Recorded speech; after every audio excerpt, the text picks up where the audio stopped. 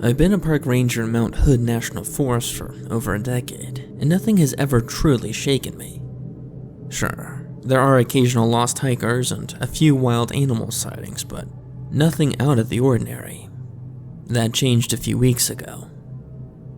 It started with a missing persons report. A hiker had gone out alone on the Timberline Trail, and his wife called in a panic.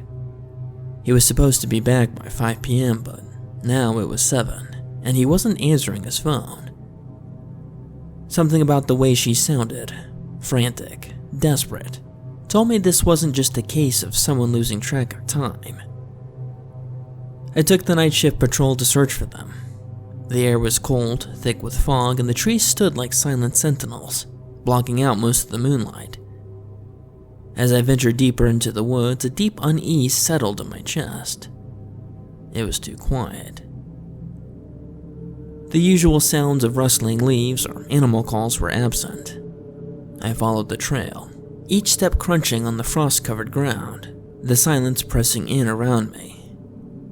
The usual sounds of the forest, distant calls of owls, the rustle of small creatures in the underbrush, were absent, replaced by an unnerving stillness. Then, I found it. Frantic footprints. They led off the trail, deeper into the forest. The prints were erratic, almost as if the person had been running or stumbling in a blind panic.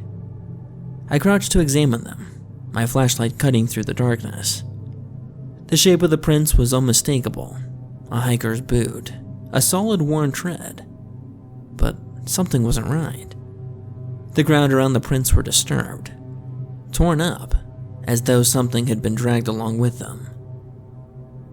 I followed the trail further, the hairs on the back of my neck standing up, but then I found something worse. Another set of prints. Larger. Much larger. And not human. They were too deep and spread unnaturally wide, the toes splayed out like claws. The earth around them was torn, as though whatever had left them had been moving with immense weight and power. I felt the cold sweat on my brow, but I couldn't stop now. Something wasn't right, and I needed answers. The prints led further off the path, into the darker parts of the woods. The air grew heavier, the fog thicker, and for the first time in years, I regretted being out here alone. I hesitated at the edge of the steep hillside, my boots slipping on the loose rocks as I followed the prints downward. The earth seemed to be alive, shifting beneath my feet with every step I took. And then, I saw it. A scrap of clothing caught on a branch. It was torn, frayed at the edges and stained with something dark. The fabric looked familiar, but it didn't matter. What matters was what I saw next. The footprints of the hiker and the creature now seemed to line up perfectly, as though the thing had been stalking the person, step by agonizing step. Whatever it wasn't just following, it was hunting. I took a deep breath, trying to steady myself as the weight of the situation bore down on me. I couldn't turn back now. I had to know what was out here, and if I could help whoever was still out there. I moved further down the trail, careful not to lose the prints, when suddenly, a scream pierced the silence. Distant but unmistakable, a cry of pure terror. It sent a shockwave through my chest, freezing me in place. But then, I heard something else. A low guttural roar, far deeper than any animal I'd ever heard. It wasn't just a roar, though. It was mixed with a scream, as if whatever was chasing the hiker was so close. It had begun to drown out its cries. The sounds twisted together, sending a wave of ice through my veins. I didn't wait. I ran. I pressed my hand against my side, feeling the cold metal of my firearm beneath my jacket. It didn't give me much comfort, but it was the only thing I had. I kept telling myself that if the hiker was still alive, the gun might be the one thing that could make a difference. If I could find them in time. If I could stop whatever this thing was. The sounds of the forest seemed to grow quieter as I ran, the rush of my own breath drowning out everything else. My pulse thundered in my ears, each step making my heart beat faster. I had to focus. I had to find them.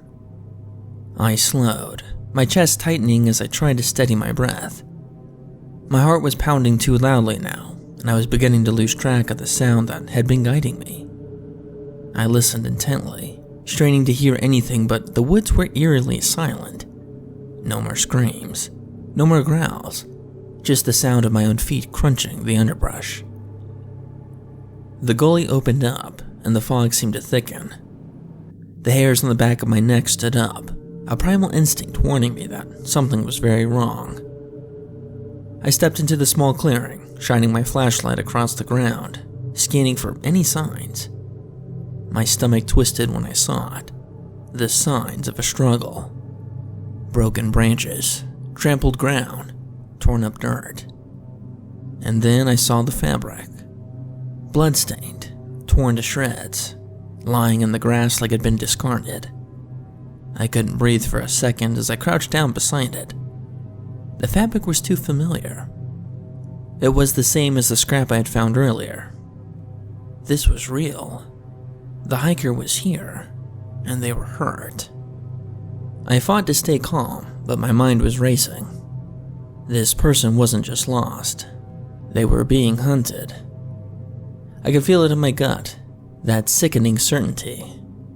I had to keep going. I had to find them before it was too late. But as I scanned the clearing, the silence grew heavier, more oppressive. Like something was watching me. I kept searching, my eyes darting around the clearing, every muscle in my body tense, but all I could hear was the wind rustling through the trees. The silence was deafening, heavy, as though the forest itself was holding its breath. But then, I heard it. A gnarled, sickening crunch, a sound that made my blood run cold. I whipped around, flashlight in hand, the beam cutting through the darkness. My breath caught in my throat as my eyes locked into the unimaginable scene just beyond the tree line. There, lying in the shadows, was the hiker, or what was left of him. His body was mangled, torn open like a rag doll. His entrails spilled across the ground in a sickening display of brutality. But worse than the body, worse than the blood, was the thing crouching behind him. The creature was massive, its hulking form towering over the shredded remains of the hiker. Its body was covered in matted dark hair, thick and wild. Its head bobbed with each sickening crunch it made, the sound of bones breaking, echoing through the night air. I could barely comprehend what I was seeing. Then, it turned its head, its eyes locking with mine. Those eyes, they weren't anything like I'd ever seen. Dark, empty, and full of hunger. Its mouth was a grotesque thing, stretched wide and sharp, jagged teeth glistening with blood. The stench of it hit me like a wave, rancid and foul. In its clawed hands, it held the hiker's legs, tearing through them with a grotesque ease. The creature chewed through the bone like it was nothing more than celery, its mouth moving with mechanical hunger. I stood frozen, too terrified to even breathe. The light from my flashlight wavered in my shaking hands as I tried to process what I was seeing. There was no mistaking it. This thing wasn't some wild animal or wild creature. It was something far worse, something far older, and it had just seen me. The creature let out a shriek, a high-pitched, piercing scream that rattled through my skull, making my ears feel like they were going to burst. It was a sound so unnatural, so horrible that I thought I might lose my hearing entirely.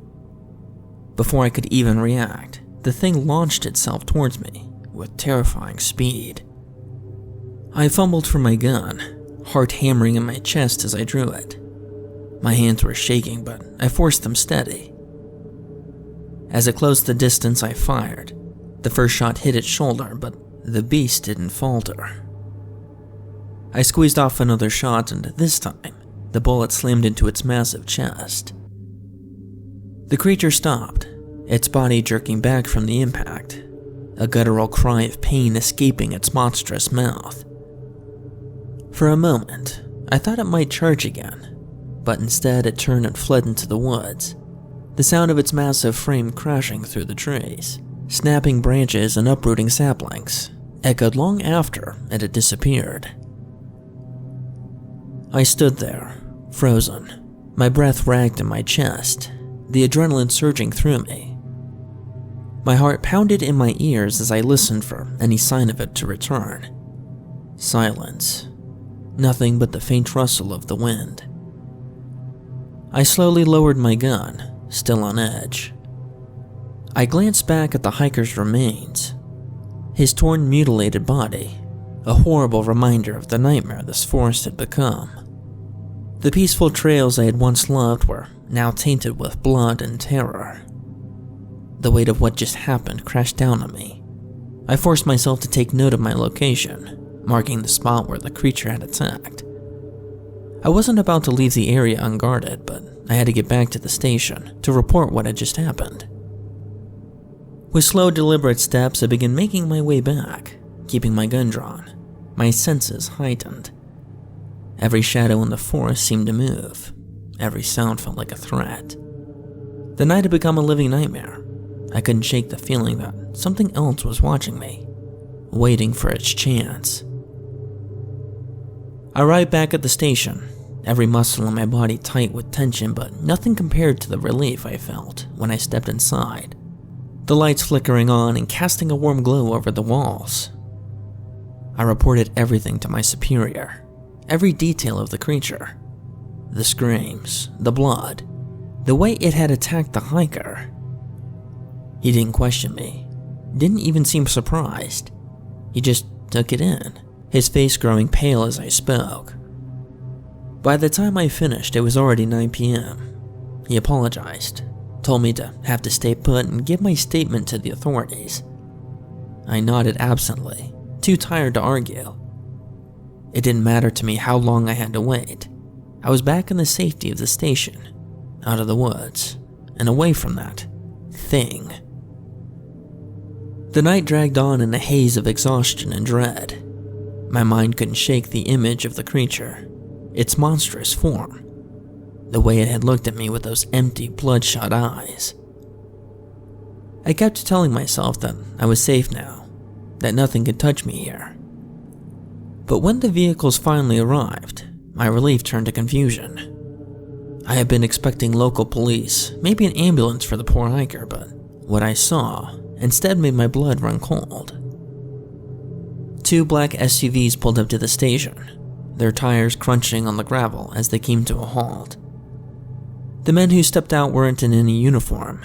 They wore sharp black clothing, sleek and professional, their faces hidden behind dark sunglasses despite the late hour. They moved with a quiet, deliberate precision, like wolves hunting in the night. I felt a chill crawl down my spine as one of the men approached. He didn't introduce himself, didn't offer a hand, just stared at me for a moment, his eyes hidden behind dark glasses. "Are you the ranger who encountered it?" he asked in a voice that was too calm, too controlled. I nodded, unsure of what to make of him, of them. "Good," he said, turning back to his colleagues. "We'll take it from here." It wasn't until then that I realized what was happening. These weren't local authorities. They weren't even from around here. Their presence, their demeanor, was unsettling. Like they had known this was coming. Like they'd been waiting for someone like me to find the creature. And now that I had, they were going to take control of everything. I stayed silent, my mind racing with questions, but before I could say anything, the man spoke again. "Your statement will be taken. You will be briefed later. We handle things like this." I felt a sinking feeling in my stomach. There was no room for questions, no room for doubt. They had been waiting for this. Whatever this thing was, it was something more than just a creature in the woods. and I had no idea how deep it went. After giving my statement, I tried to ask them questions. I needed answers, needed to understand what was going on, but each of them just looked at me, stoic, emotionless, like they had heard it all before. Their eyes were cold, unreadable. They said nothing. Instead, one of the men reached into his jacket and pulled out a document, sliding it across the table towards me. It was a non-disclosure agreement, an NDA. The words on the paper blurred together as I tried to read, but I could barely focus. They wanted me to sign it. To keep everything I had just seen, everything I had learned, a secret, forever. I stared at the document, my hand shaking. I didn't want to sign it. I couldn't.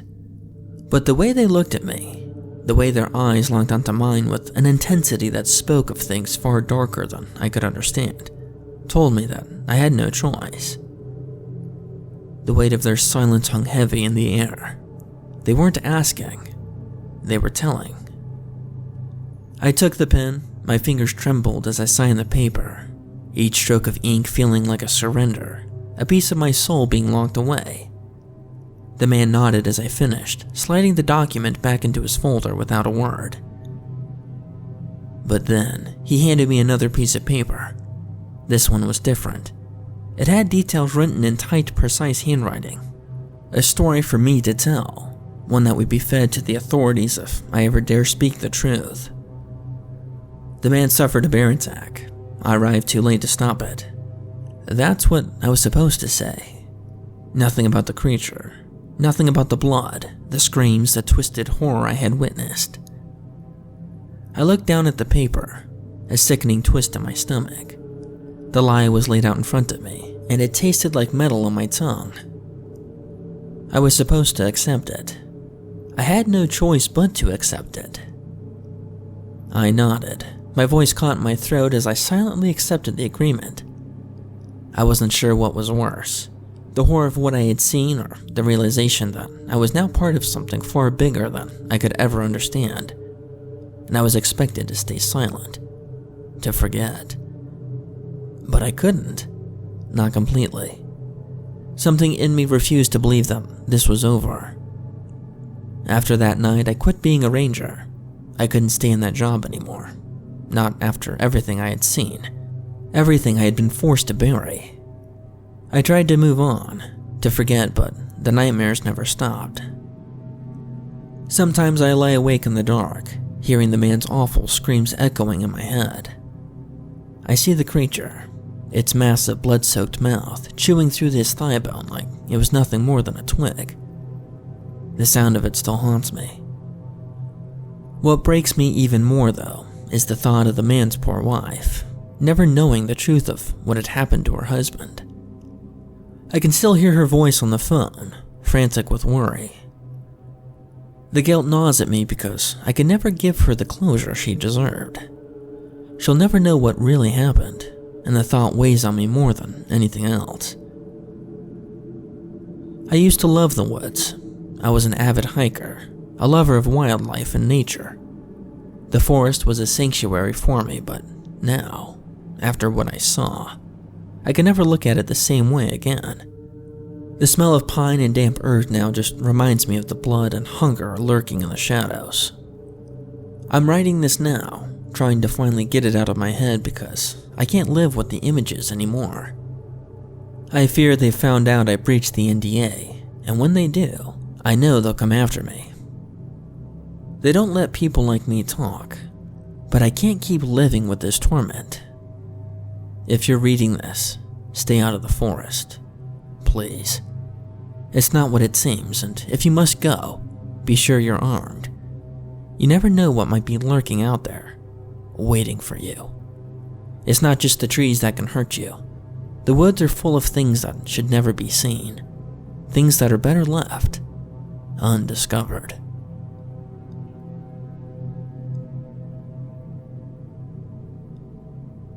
Not sure if it was a Wendigo, but something odd happened. When I was 8 years old, both of my parents worked full-time. My dad was predominantly on third shift at his job, and my mom was an elementary school teacher. We lived literally right up the road from my grandparents in a very small town. It was getting close to my 9th birthday when I contracted strep throat and scarlet fever. I was severely sick, could barely speak, had the first case of cold sweats that I remembered in my life, and could barely pull myself out of bed to even use the restroom. I was absolutely miserable, and of course, being as young as I was, I didn't take the pain very well. My poor mother was at a loss of what to do with her work, and my dad needed to use all the daylight hours to sleep. The first day I was sick, perhaps it was a Tuesday, my birthday would fall on a Friday. My dad stayed up most of the day with me, made me food, let me sleep in his lap on the couch, wiped my forehead down, made sure I took my medicine, etc. But on the second day, my grandmother had called and offered to let me stay at her house so my dad could sleep. He said yes and woke me up around 7 that morning to drive me up to her home. My grandfather also worked at this time too, so he was already gone to work when I arrived there. I don't remember too much of the early morning. I probably just slept in my grandmother's bed, tossing and turning when I'd wake up feeling extra bad. She encouraged me to swallow my awful tasting medicine a little more gently than my dad did. She did fix me some tomato soup to try and eat, and it was the first time since I'd gotten sick that I had an appetite. I should mention that my grandmother had this cute Yorkshire Terrier named Samson. He was very docile, not like the usual annoying barking all the time terriers. Samson came into my room and curled up next to me as I dozed. I do not know when I woke up at some point. It had to be the early afternoon/lunchtime because I could hear the TV faintly from the living room on some game show. My grandmother had a ritual of eating her lunch while watching a game show. I think it was The Price is Right. I was trying to fall back asleep because I'd gotten this really bad headache, maybe from dehydration.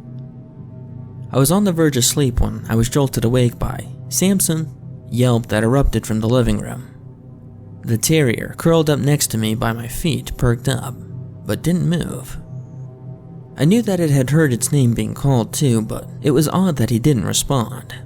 Samson, my grandmother called again. Samson, Samson. The dog still didn't run out of the room to her. I was confused, as he was so obedient to my grandmother. He was almost frozen, staring at the cracked open door but making no attempt to go to her. She called, Samson, maybe 3 or 4 more times. Then I got annoyed. I just remember flinging the covers off of me. Of course, my clothes are sticky with sweat, and I generally just feel uncomfortable and groggy. I stumble out of the room wiping my eyes, asking, Grandma, do you need Samson? He's in the room with me. I'm in the living room, and I have to do a double take. The TV is still on and blaring. There's a bowl of soup sitting on the coffee table and an open Pepsi next to it. But my grandmother isn't anywhere in the room. Maybe she's in the bathroom. I crossed the room and went past the kitchen, empty too. I got to the bathroom door, which was shut, and knocked. Nothing. I then opened it. No one was in there. The house is empty. It's not a huge house either. I've covered all the rooms. So yes, my first reaction was to get scared. I could clearly hear my grandmother calling for the dog, but she was not anywhere inside. I can feel my hands and feet get all tingly. I start shouting for my grandma, but my voice is just echoing through the small, cramped home. Samson had gotten up at this point and was sitting near the couch, looking completely undisturbed. I fumbled for the remote and turned off the TV, and yelled, more like wheeze to the top of my lungs, which you can imagine how painful this was with a scratchy, infected throat. Grandma! The worst part happened next. I heard her shout my name back, clear as ever, like she was standing only a few feet away. I started crying now, scared out of my mind. I feel like maybe it has to be a ghost. I grew up with scary ghost stories, courtesy of my dad, and I'm now convinced that I'm in the room with a ghost. And then, she, whatever this was, proceeded to call my name again.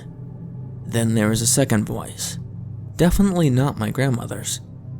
It was deeper, definitely more masculine, and absolutely terrifying as it shouted, "Come to the door." I did not do that. Instead, I made sure to run back to my grandparents' bedroom, lock the door, and pick up the telephone on the nightstand. I called my own home phone number, and my dad's sleepy voice answered. Though barely comprehensible, I managed to croak something like, "Daddy, there's something in the house and I can't find Grandma. She's gone." My dad, of course, said he jumped out of bed, grabbed his Swiss Army knife he kept in the drawer next to the bed, and ran down to the house in his PJs. He ran up to the front door, jiggled the handle. It was locked. So he made his way around, and since he knew the home garage code, he just punched it in and got inside. A quick sweep of the 3 rooms of the home showed that there was no one inside. It's not like there was really anywhere to hide. I ran out of the room once I was sure that he was there and began bawling in his arms.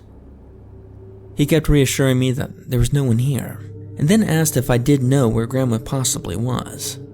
I said I hadn't and explained that I woke up to her calling for Samson, but she hadn't been anywhere here. This was back when cell phones were definitely around, but there were no iPhones, and my grandparents certainly wouldn't have been buying them anyways. My dad had one, but not on him at the time. I could tell he was trying to keep calm, so he just said that he needed to go back to our house. I was sure he was probably going to call the police at that point, just because my grandma still hadn't popped up, and her car was in the garage when he got in. If she left, she'd gone out on foot. We hadn't even made it 2 steps out of the driveway when from my grandmother's neighbor's house, my grandma was strolling out, chatting to the neighbor. She saw my dad and then me, crying my eyes out, and immediately ran over to see what was wrong. She was super apologetic. She said she stepped out right when she'd heated up her soup to go see her neighbor, who called about looking at something my grandma was going to buy. My grandma had figured I would be asleep and she'd only be gone for 10 or 15 minutes. At first, people may have dismissed I was feverish, therefore delusional, but I still stand by what happened. I know for a fact I definitely wasn't alone in the house, save for Samson, but the voices I heard were real. For a time, I was hesitant to go back to my grandma's house, because this happened in the middle of the day. I later read stories at school about Wendigos, or creatures that would disguise their voices to lure people. This was the closest explanation I could ever form about what I had heard. I never shared to anyone that I thought was for sure a Wendigo, and chalked it up to maybe being a ghost. I'm close to my 20s now. Last year was the first time I shared this story fully to my grandpa, who used to say that the fever must have made me have bad dreams. We were sitting on the front porch of the house, smoking cigarettes and exchanging anecdotes. When I finished telling him for the first time, he sort of looked disturbed about it. He finally put his cigarette out and just stared out into the road. Then, he cleared his throat and looked over at me. "You know," he said slowly, "some funny things used to happen to me around that time. In the middle of the night, I'd wake up to take a piss or something. When I first sat up in bed, I could always hear your grandma sleeping away, snoring." He chuckled, but his face grew serious again. "Anyways, I'd always hear her calling for the dog. I tried to remain looking calm, but my voice still shook when I asked him, 'Even when she was asleep? Sleep talking?' 'No,' he shook his head. 'I heard her calling from outside, maybe the living room. I don't know, honey. She called for the dog, she called my name. All the while she was really sleeping next to me, sleeping like a baby.' 'Have you ever told anyone?' 'No, I don't want to scare her. She's real scared of ideas like ghosts and stuff. That's why when you were younger and that thing had happened, I told her just to remember you'd been sick, fever and all, probably having nightmares.' He looked gravely at me. 'Don't repeat this to her, please. She's really not the type to be scaring.' Of course, I wanted to cry. I had this itchy, creepy feeling suddenly about being at that house. 'Grandpa, do you still hear it sometimes?' 'Oh, yes.' He was now reaching into his breast pocket to get out another cigarette. Every night. But you just gotta remember not to do what it says. Even the dog figured it out. If it says to come to the door, you stay away from the door. If it says, I don't know, come here, you just stay still in the room until it quits calling. With that, he asked to borrow my lighter again. My mother watches my kids, Thomas 4 and Rose 6, while I work. She lives only 5 minutes away, and my kids have a close bond with her and my dad. She determined after a few years of me shuffling back and forth to daycare that she would rather retire and make them her full-time job. When my parents go out of town, we take their dog Mia. She is a long-haired Dachshund, black and brown paws that my mom found on the side of the highway as a puppy. Although she always professed she didn't like small dogs, she was mourning the loss of her black lab only a few months prior, and she brought Mia home to fill the void. She always said she was meant to find her. The thing you have to understand about this dog is that while she is 100% submissive to my parents, siblings, and my family, she is extremely protective of all of us. She sits next to doors, waiting for my kids to enter the house first, and patiently waits for her turn to have dinner. Next to Tommy's chair, of course, in case he drops something. In contrast, when my husband's father plays with them, tickling and throwing them in the air, we have to crate her because she thinks that he's attacking them. Just about anything in her yard prompts a vicious response, typical for Dachshunds. She doesn't seem to know or care that she is sometimes smaller than the objects of her aggression. There is no doubt in my mind that she would attack a bear before letting it get near the kids. She seems happy knowing her place at the bottom of the pack. She's well fed, a little lazy, and her favorite position is draped across my daughter's stomach, napping while Rose watches TV. You may wonder why I'm bothering to tell you all of this, but it's important. I don't know how my mom saw a tiny black furry thing on the side of the highway, or why she stopped to check it out. I don't know why they decided not to bring her to the beach with them this weekend as they would normally, only that they asked if we could take her. I don't know that we spoil her, and even though she sleeps in a crate at home, we let her sleep with the kids when she is here. Thank God we do. It was around 3 a.m. when I woke up and padded to the bathroom, hoping that I wasn't heading into a bout of insomnia. Usually before going back to my room, I'll pop into the kids' room, turn them right side up, fix thrown around blankets, things like that. My house is small, a ranch just big enough for all of us. The bathroom is across the hall from my son's room, next to his room is ours, with my daughter's room across from that. The first thing that I noticed through my sleepy haze was that my son's window shade was blowing gently. We had closed all the windows earlier to turn off the air conditioner, but I thought to myself that he must have opened it. All of our windows have safety features, 2 plastic pieces that can pop out on the upper frame that only allow the window to be open 3 inches. It stops curious children from falling out and anyone from breaking in. I always keep these engaged on the kids' windows. My son was sprawled sideways, his head resting on the bumper of his bed, with 1 foot on his pillow and the other propped up on the windowsill. His stuffed tiger was tucked in one arm, his blanket in the other. Dinosaurs and other toys were strewn all over his bed, evidence that he had not gone right to sleep that night. I paused for a moment to watch him sleep in his ridiculous way before fixing everything. They only stay little for a minute, you know. As I watched him sleep, the shade over my window slowly moved. I should have moved more quickly, I know, but in the middle of the night when your brain is half asleep, reaction times aren't quite up to par. Honestly, my first thought was that I must be asleep, having a nightmare. As I stood there in the growing horror, a long, pale limb reached under the shade towards him. An arm, extremely thin with long fingers, but not quite human. It was too long to be human. It grazed his stomach, still pudgy with the remnants of toddlerhood, and slowly started to wrap around one of his little legs. It was at this point that I snapped out of my stupor, nightmare or not. Nothing was going to pull my baby out of his bed. Before I made it to the bed, though, a little black form came tearing from Rose's room across the hall. With a snarl bigger than her size, Mia latched onto the arm that held Tommy's leg and fiercely shook her head, tearing into the white flesh. With a noise somewhere between a scream and a screech, the creature outside the window yanked its arm back inside.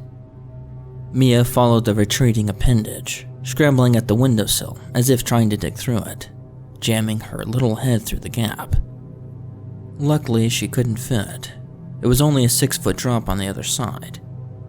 Barking and snarling like a dog possessed, she tried to reach whatever it was on the other side. As I gathered my son into my arms, terrified and screaming for my husband, I tried to pull her back into the room. Joe came stumbling into the room, reacting both to my screams and the dog barking. I heard Rose start crying across the hall. I abandoned Mia, pulling a thoroughly confused Tommy out of his bed and running to Rose's room, where I scooped her up too. I put them both on the floor at the foot of my bed, far from both windows in my room, and made sure they were both locked. Joe kept asking what had happened, and between sobs I explained that there was something outside that tried to take Tommy. He was holding Mia, who was squirming and growling.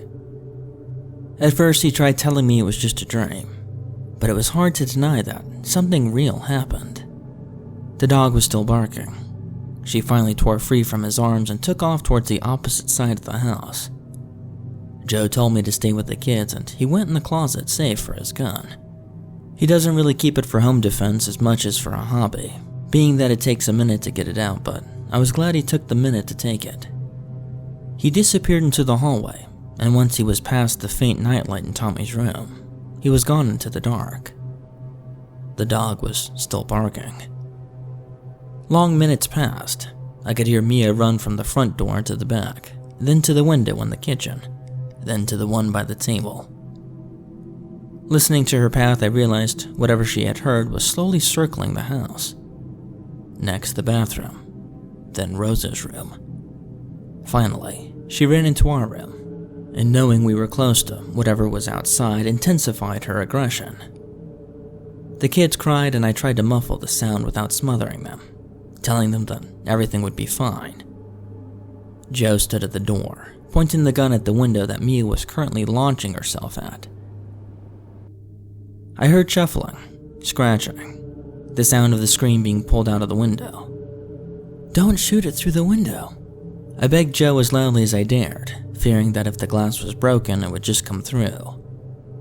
Joe remained silent, motionless, finger on the trigger. We waited for a long moment while the creature outside scratched and banged, looking for the weakness in the frame. Finally, it grew silent outside. Gradually, Mia's snarls turned into low growls and Joe relaxed his grip on the gun. The kids' cries turned into whimpers, and I slowly relaxed my death grip on them. I crept to the window and peeked under the shade. We lived very close to the center of town and to the highway, and even as such, even on a moonless night, there was a soft glow over the trees from the lights. It's not great for star watching, but it is comforting to me that it's never pitch black outside. Except for tonight. As I peered out the window, I couldn't help but stand and crane my neck, looking for the lights. The only reason they would be out is a power outage, and we were on the same grid, so that couldn't be. The highway put out no lights as well. I flipped up the stoppers and cracked my window on the front, putting my ear close to the opening. Joe hissed at me from across the room to close the window, and Mia intensified her growl but didn't move. Outside was dead silent. We lived in a quiet neighborhood. Most of our neighbors were the original owners of their homes, built in the 1960s. 2 doors down from us is a 5-year-old that the kids play with regularly. But other than that, there aren't many kids on our block. It was too dark outside, unnaturally dark. I reached in Joe's bedside drawer for the small flashlight I knew he kept in case of power loss. Keeping the window open only a few inches, I turned on the light and pointed it around. I didn't see anything besides dark, sleeping houses. My courage growing, I opened the window far enough to point the light out, and since I've seen horror movies up as well, you never know when the monster is actually on the roof, right? With the dog still beside me, only a low rumble in her throat, I opened the window just far enough to poke my head out. Shining the light at my neighbors' houses, I saw no movement. Absolutely nothing. I stayed there until I started to question my own sanity. Maybe it was the prowler after all, and with my imagination got the better of me. Maybe it was an animal. Why would it stick around with an angry dog making a ruckus? I have no idea. Honestly, why my neighbors weren't angrily calling me, or even awake, was beyond me. Mia had certainly been loud enough. I was about to pull my head inside the window when a slight movement out of the corner of my eye caught my attention. I shone the flashlight in that direction, just in time to see something pale, thin, too tall to be a normal human, slip silently around the corner of the house 2 doors down. The house where my kid's friend lived. My heart froze and I pulled my head inside, slamming the window shut and grabbing my phone to call 911. "Call the Wilsons," I told my husband as I whirled around. "They don't have a dog."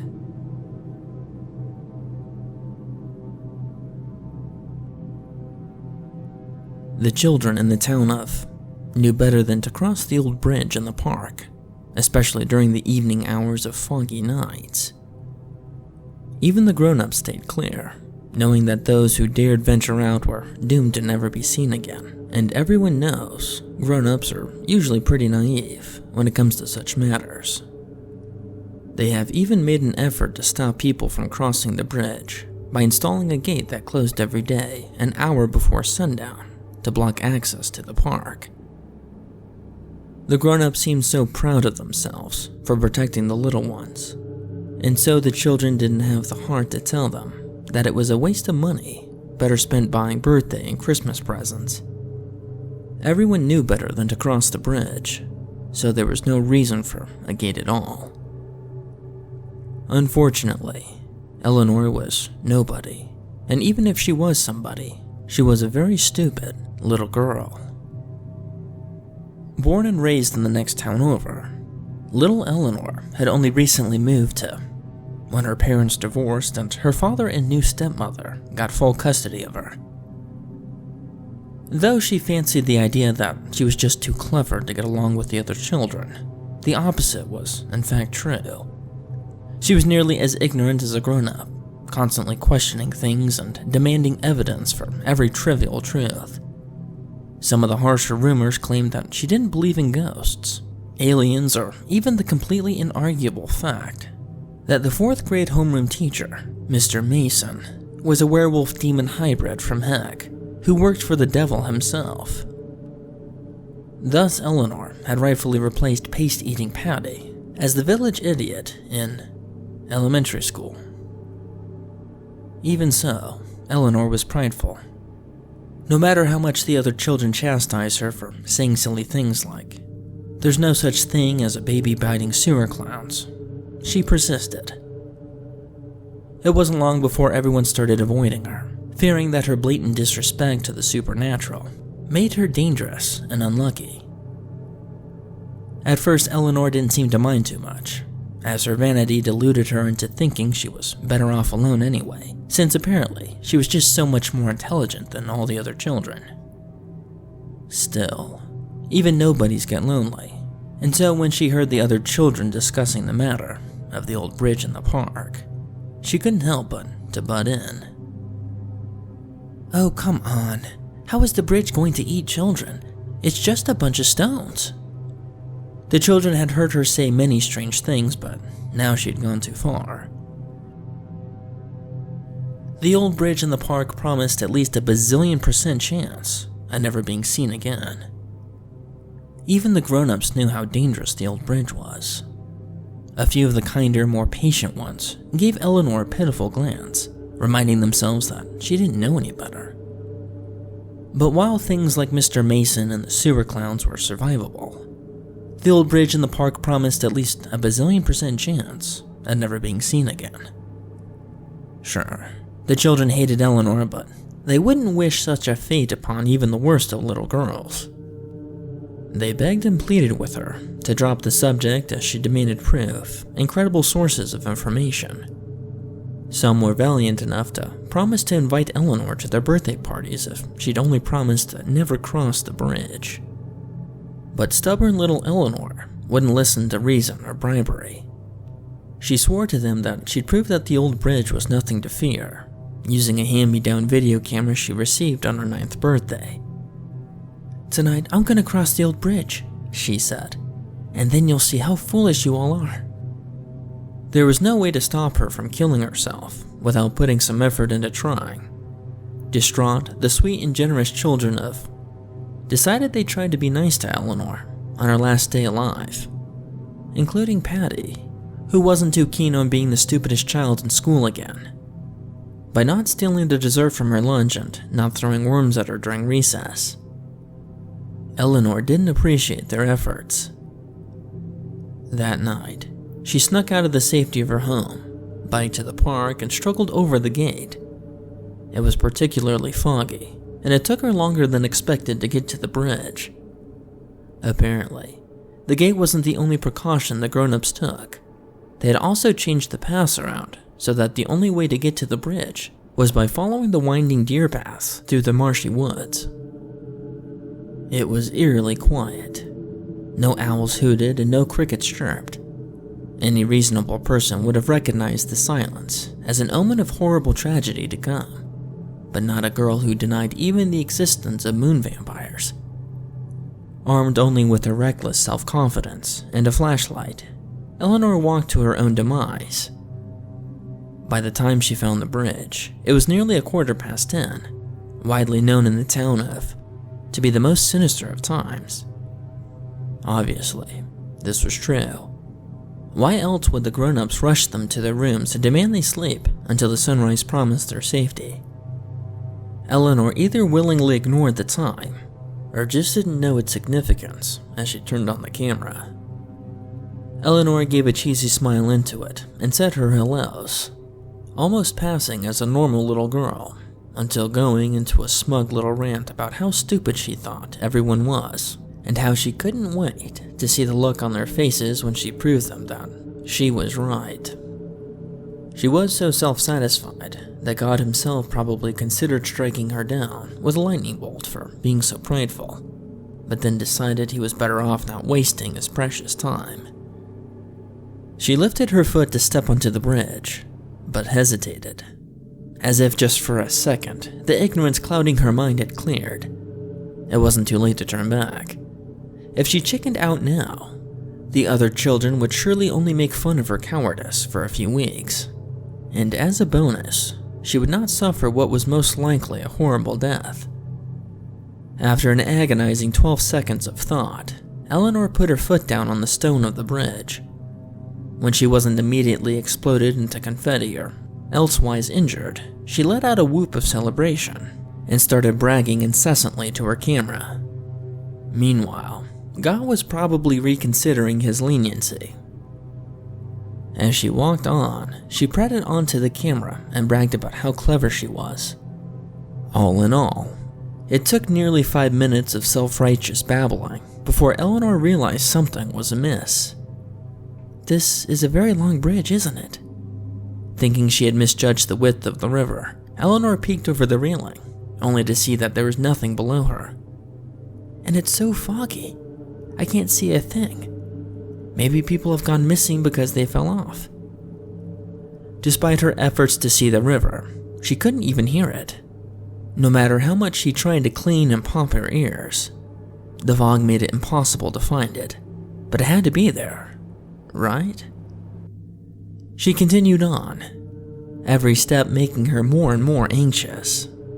At this rate, her camera was going to run out of batteries.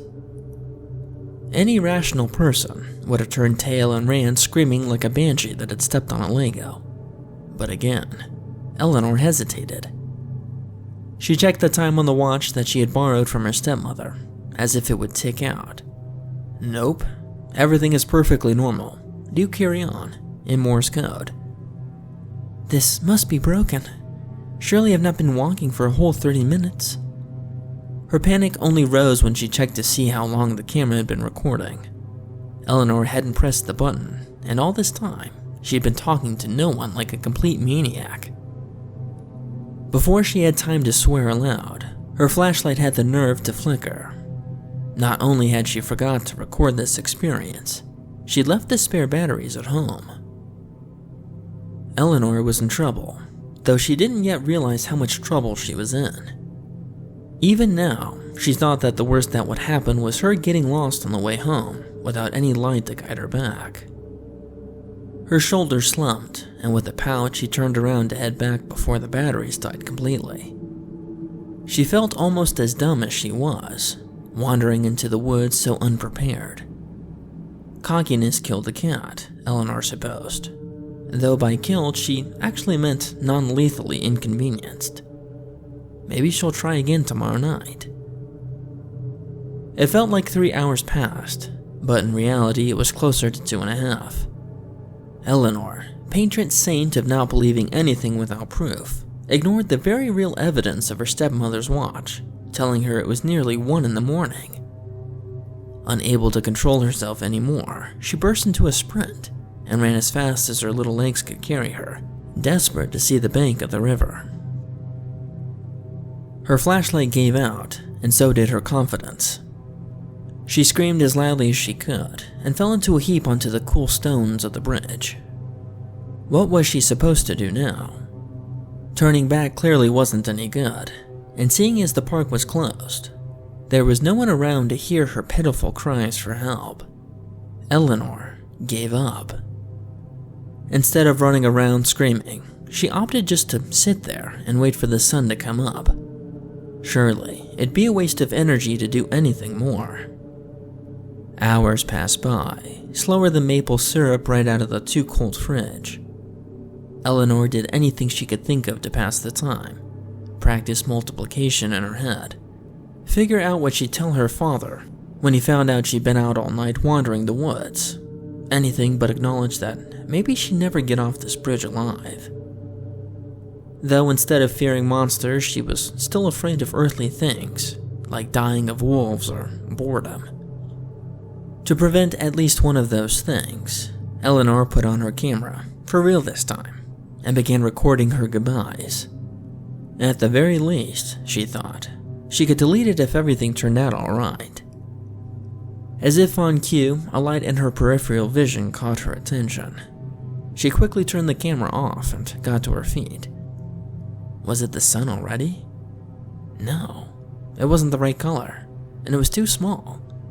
Could it be? Hey, help! Like a moth drawn to a bug zapper, Eleanor scrambled to her feet and darted for the light. Help me! Hello? The light, or more accurately, the ancient old lady holding the light, responded. Are you lost, little girl? Eleanor slowed to a quick jog, tears of relief swelling in her eyes. No child in the entire world had ever been more happy to see a weird stranger on a bridge. Yes, oh, thank you so much. I was getting worried that I'd never see anyone again. She couldn't yet see that the old woman had no eyes, or that her right arm appeared to be made of solid gold. She didn't see the many rows of bristle-like teeth, or the fingers that seemed to have twice as many bones as they should have. If she had, maybe she'd stopped herself before running straight into the monster's arms and hugged her close. Please, will you take me home? The monster was taken aback. She'd eaten many children, but this was the first to quickly give herself up to her. This was very fortunate for Eleanor. If the monster had been more focused, she would have unhinged her jaw and swallowed her whole before Eleanor had the chance to look up and realize she was in mortal danger. With a scream, she threw herself off the monster and back the way she came, even without looking back to confirm what she saw was real. Skeptic or not, she was more prepared to face the lonely bridge than what seemed to be an actual monster. The old woman regained her wits and let out a cackle before chasing after Eleanor. "Don't you want my help anymore?" Her feet pitter-pattered in such a way that it sounded like she had 3 sets of feet. Eleanor had never been an athletic child and was still plump with baby fat and too many Christmas sweets. But there was something about being terrified half to death that really gets the adrenaline pumping. "Slow down, sweetie. It's been too long since I've had a good meal. I can't keep up." Eleanor never listened, but for once it did her some good. Her lungs burned as she gasped in enough air to propel herself to safety. Though she didn't know it, the other children's carefulness was saving her. The monster was weak enough from all the hunger that she actually stood a chance of surviving. She was panting too hard to hear that the river was babbling below. Her eyes were too clouded with tears for her to see the sun was rising and the fog was fading away. The moment the light of morning reached down to the bridge, the monster let out a horrible screech and quickly scurried down into the river.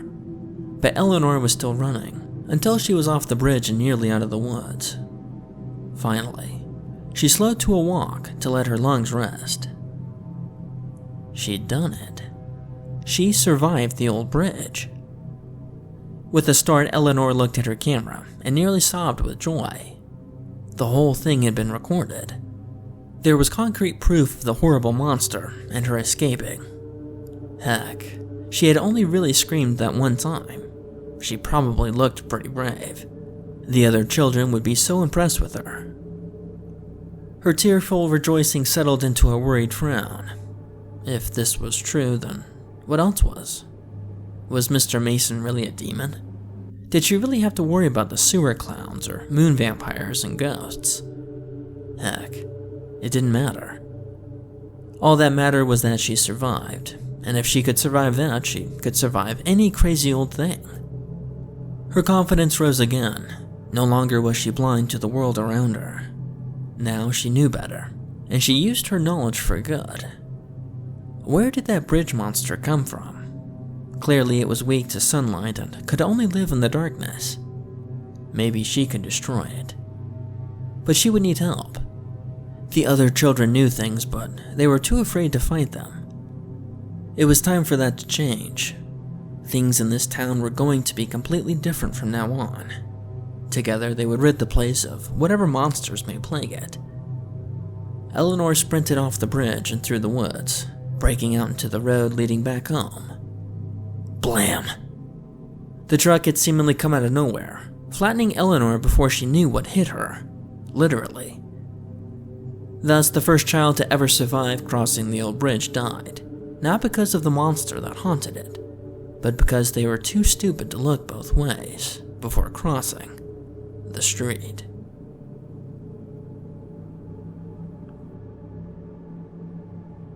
This happened to me when I was around 10 years old. I've lived in Idaho all my life and spent a lot of time outside or in the wilderness as a kid. My grandparents would take me on camping trips, and my older brother and I would always hike up whatever trails we could find to get a view of the sunset. On one of these occasions, something terrifying happened. We were up at a campsite I only know as Warm River. The river there always freezes over, and my brother and I were on a regular evening hike. There was an old tunnel boarded through the mountain at one part of the trail, probably an old train tunnel, and we were walking through it when I heard something I'll never forget. After walking through probably 2/3 of the way through the tunnel, I heard a terrible screech at the end that we entered through. The screech wasn't like anything I've ever heard before. I've heard a lot of screams of animals on the dark and windy nights. I even think I've heard Bigfoot calls a few times, but never the metallic, grinding screech I heard that day. The point is, whatever the sound was, did not sound natural in any capacity. I probably jumped 5 feet in the air when I heard it, and my brother shouted a few choice curses before shooing me quickly to the end of this tunnel. At this point, my brother decided we should just continue walking and head back after whatever made that noise hopefully cleared out. We didn't have any firearms on us, so I was pretty upset. My brother reassured me that we would be fine, and we made the walk back without any incidents. However, I didn't get any sleep that night, whether it was that thing that screeched at us or just my imagination. I heard things moving around the campsite the whole night, as well as whispers echoing through the darkness outside of the trailer. I woke up my brother a few times to check out what it was, but he refused each time, telling me that it was probably just other campers staying up late and enjoying themselves. The rest of the trip was pretty normal. We packed up the following day and my life continued as normal. I was disconcerted but chalked what happened up as harmless events that I must have just been exaggerating in retrospect. A few weeks later, I went to the Pine Basin, an old ski lodge my family rented each year for family reunions. Here I would mess around with my cousins, our favorite games and activities being night games. We would play hide and seek, a game called Ghost in the Graveyard, and other games like that. On one instance, I was chosen to be the seeker for hide and seek because I was the younger cousin. I got a flashlight as an advantage. Normally, all the younger cousins hid close to the lodge, and the older cousins hid in nearby trees or at the base of the nearby mountain. As I was searching near the bottom of this mountain, I heard a familiar whistle up the mountain. We would always whistle as a hint of our locations. It sounded like someone was hiding way up in the tree, and this tree was known as the underwear tree. You can guess why. So I began trekking up towards the whistle. As I climbed closer, I got an unease feeling in my stomach. I continued on warily and convincing myself that I would be fine.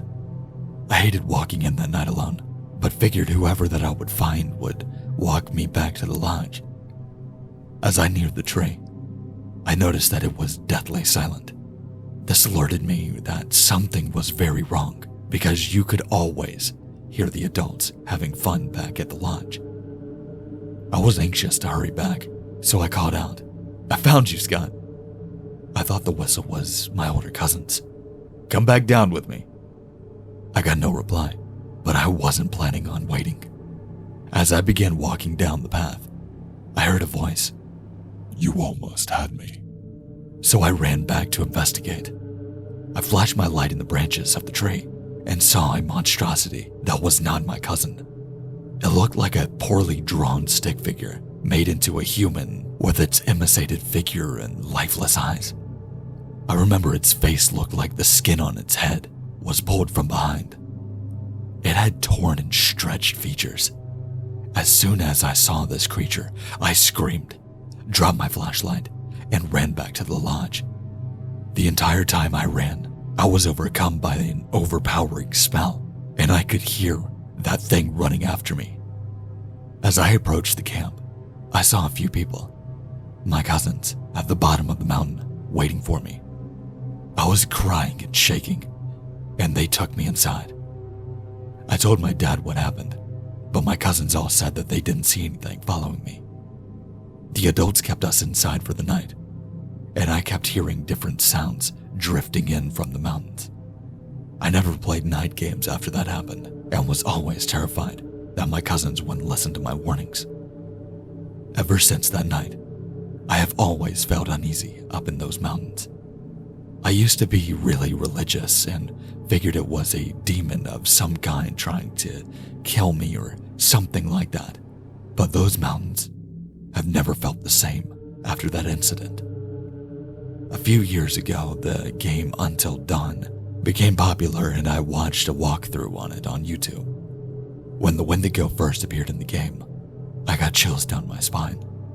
It was exactly what I saw, and I did a ton of research of them. I figured someone must have gotten snowed in at the lodge and resorted to cannibalism, but that doesn't explain what happened at Warm River. I still hear that screech from time to time. It never occurred to me until I'm watching Until Dawn that they might be from the same thing, and it scares the hell out of me every time. I heard it earlier tonight. And that's why I decided to finally write my story down. Wish me luck.